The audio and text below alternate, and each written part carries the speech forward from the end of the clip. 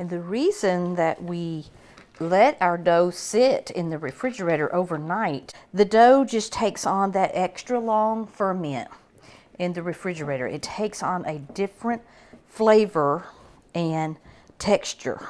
Hello friends, and welcome to Butterfly Meadows Homestead. I'm Dorinda. Today we are going to be making pizza dough. I'm continuing my series on going over all the cycles of the bread machine, in particular the KBS bread machine, but if you have a different brand bread machine, they should be similar. And today I'm going over the raw dough cycle. And I thought, what better way to demonstrate the raw dough cycle than to give you a great, and I mean fabulous, pizza dough recipe. This is an overnight pizza dough, but we use the raw dough cycle on the bread machine to mix everything up. And let's get started, and I'll show you how step by step. So let's go over the ingredients you're going to need for this pizza dough. You're going to need 2 cups plus 2 tablespoons of bread flour, and use a good strong bread flour. You're going to need 3/4 of a cup of warm milk, and I have warmed this in the microwave so that it's warm. And you need 2 teaspoons of vinegar. This is white vinegar. You could use any kind of vinegar. You need 2 teaspoons of white sugar. You need 2 1/4 teaspoon of yeast, and you need 1 teaspoon of salt.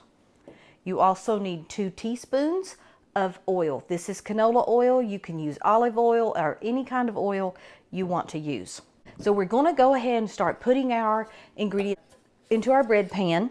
You want to make sure your paddle is in your pan, and I always oil the stem and the hole of my bread paddle. This makes getting it on and off so much easier so that it doesn't get stuck.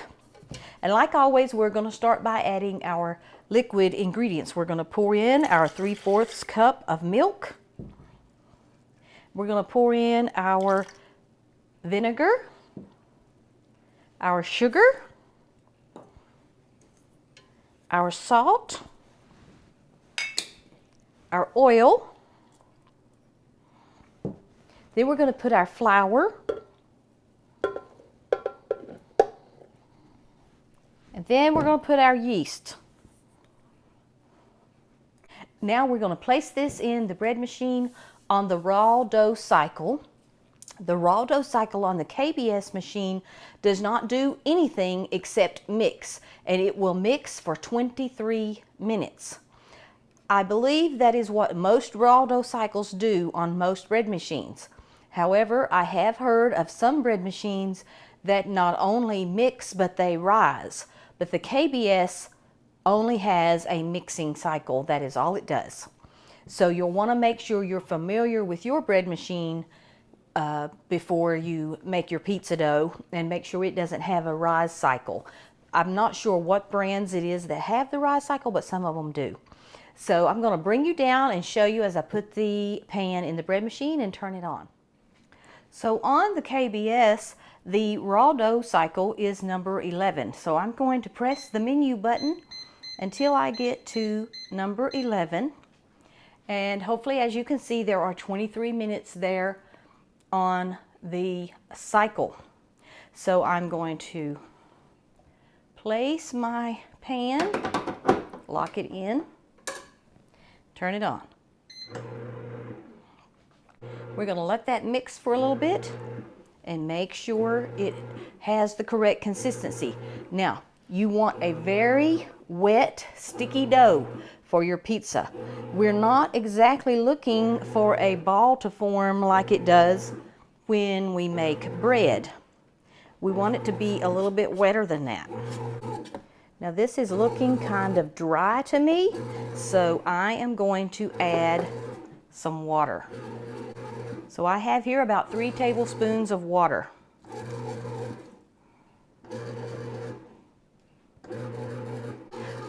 I'm going to add 1 more tablespoon of water.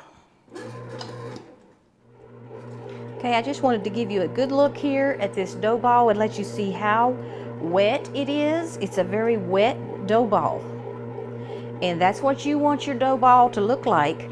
So If yours looks a little dry, then go ahead and add a tablespoon of water at a time until you get this wet, sticky looking dough ball, because all flour is a little bit different and how we measure our flour is a little bit different. So don't just say, well, I put the amount of liquid the recipe called for and let that be it. You want to have enough liquid in your dough, because that is really going to affect the outcome of your pizza crust. So you want a nice wet looking dough ball. Okay, so our dough cycle has finished. I wanted you to see what the dough ball looks like and just how sticky it is. It's very sticky, very soft and very sticky, and that's the consistency that you're going for. Now what we're going to do is we are going to put our bread machine back to the dough cycle, which is menu 11, for 23 minutes, and I am going to hit the little plus button, and you should have some kind of a button on your bread machine, if it's not a KBS, that will increase the time, which is a delay. So if I hit this plus button one time, that gives me 30 minutes. So I had 23 minutes, so that's a 7-minute delay. So you want a 7 to 10 minute wait, and you can see the word, sorry my hand's all doughy, the word reservation here flashing. So if I hit start now, it will wait 7 minutes and then it will start to mix again. We want 2 times on the dough cycle with a rest in between. So I am going to just wait until this dough cycle completes again, and then we'll move on to the next step. So our second dough cycle has completed on the bread machine, and we're going to take the dough out and we're going to place it into a oiled container. You want one that you can seal. It can be any shape, any size. I'm going to use this one. You want it to be large enough to give the dough room to rise. So make sure it's large enough for that. But we are going to take our pan out of our bread machine, and you can see the dough is nice and jiggly. It's very sticky, and this is exactly what we want. So we're going to get it out of our pan. So I'm going to use the help of this spatula. I'm just going to let it fall out of my pan. Help it along with the spatula.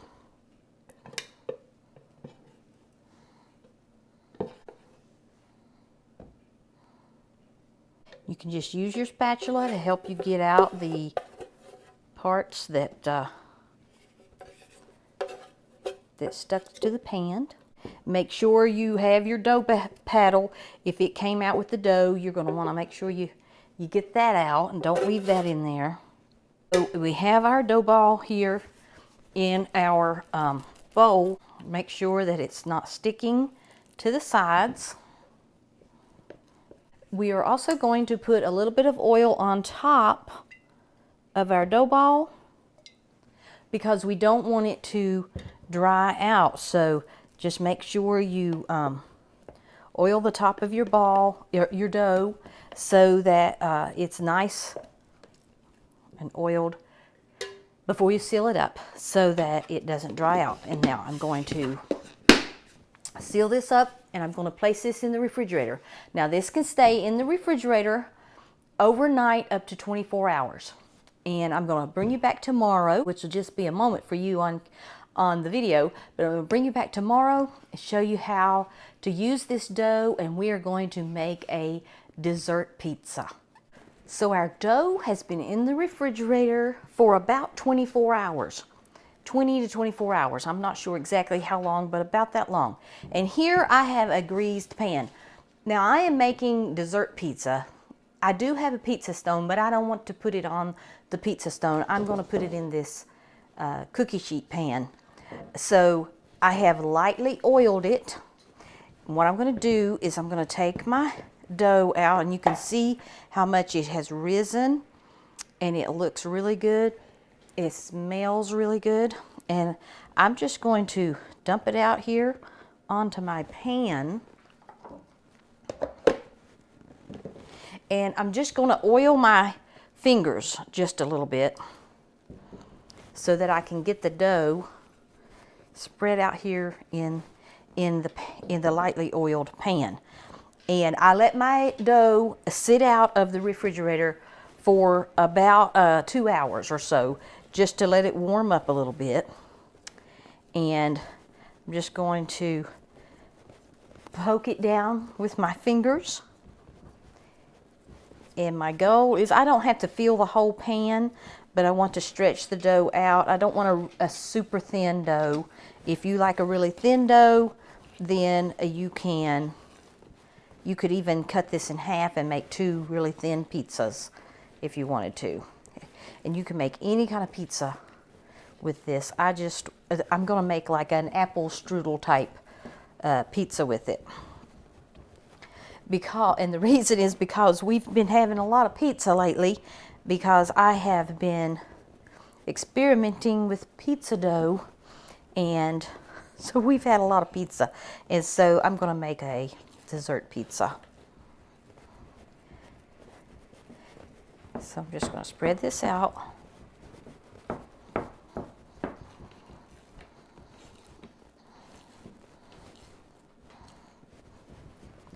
Now I want to make a little edge around my crust, so I'm just using the side of my hand to kind of form that little edge. This will help keep everything hopefully from running off. And the reason that we let our dough sit in the refrigerator overnight, I have tried it without doing that, and the results, for me anyway, were quite different. The dough just takes on that extra long ferment in the refrigerator. It takes on a different flavor and texture. You can just smell it. It just smells so good, that yeasty fermented flavor. And that's why we do that.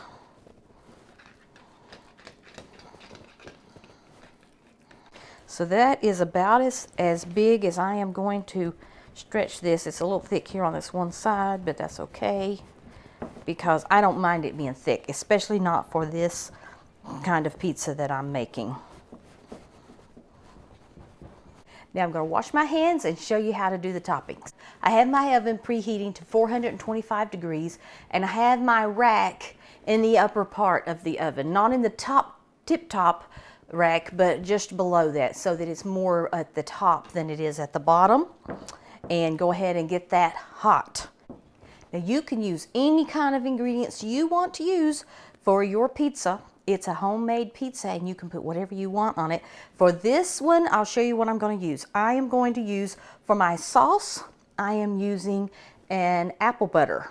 So I have some apple butter here, and I'm just going to spread the apple butter over my pizza like I would a tomato sauce or an Alfredo sauce. You could also use some cooked apples. For this would work really well too. But I just like the applesauce because I love applesauce, and it's already seasoned with all the flavors.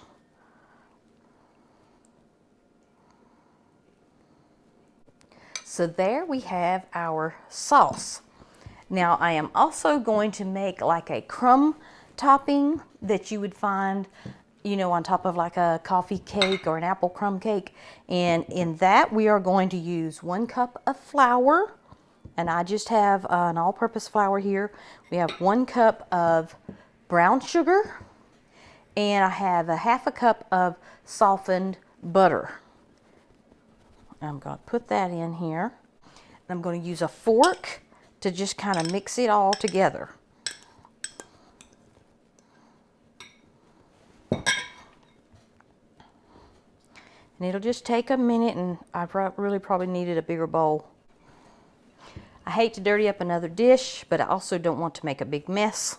So I just went ahead and got a bigger bowl. I probably have way more crumb topping here than I will need, and I'll just save it. What I don't use, I can put in the freezer, and I can use it whenever.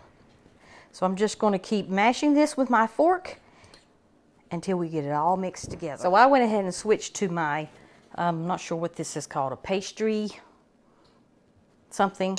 And I also forgot to add my salt. I have here a ½ teaspoon of salt that I'm going to add in. That will help the flavor of the crumb. So just mix this together until it kind of looks like a really crumbly cornmeal type mixture. Now, if you weren't using apple butter, which already has lots of flavors in it, you could put some cinnamon or whatever flavor you wanted to into your crumb mixture. Okay, now this should be good. You still see some pretty big flakes of butter, but that's fine. So now we have our crumb mixture, and I'm going to put that on next. And like I said, I'm not going to use all of this because it's too much for this little pizza. I'm just going to crumble that on.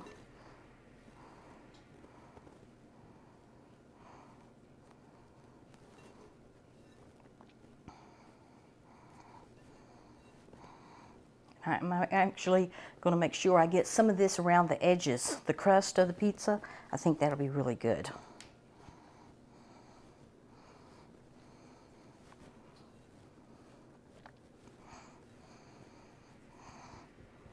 So that's all I need of that.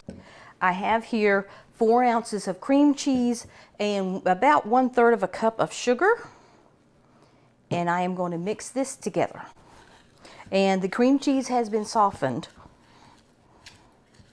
I just put it in the microwave for about 30 seconds to soften it so that I could cream it together pretty easy. That went really quickly. Now, getting the cream cheese over the pizza is not easy, so what I'm going to do is I'm going to put it in a plastic bag and kind of pipe it on top.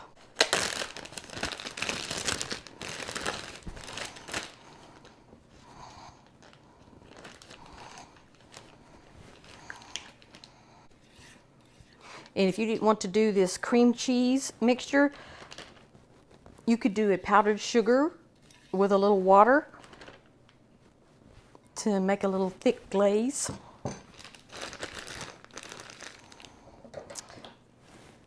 Just going to snip that end off. And now I'm just going to spread it around on the pizza.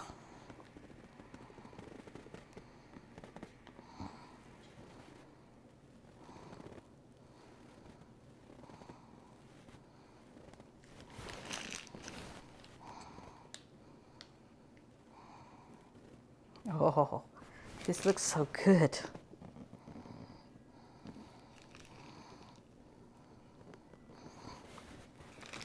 So we have all of that.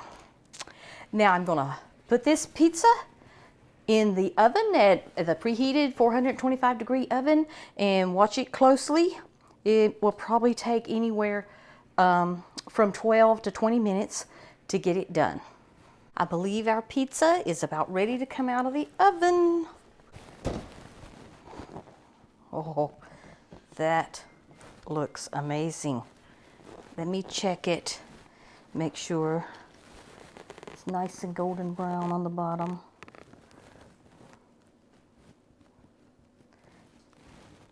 It is. It looks great. So I'm just going to give it a minute to relax. Then we'll slice it and see how it tastes. So our pizza has been cooling for about 5 minutes, just enough for it to relax a little bit. And we are going to slice it. Now, if you want a crispy crust, if you put this on a pizza stone and making a regular pizza, you will get a very crispy crust on the bottom and a very soft and chewy crust on the inside. But because I had this in an oiled pan, it's not going to be crispy like it would be if it was on a pizza stone. So there you can see, oh, just look at that steam coming off. Doesn't that just look delicious? So let's see how it tastes. Don't want to burn my mouth.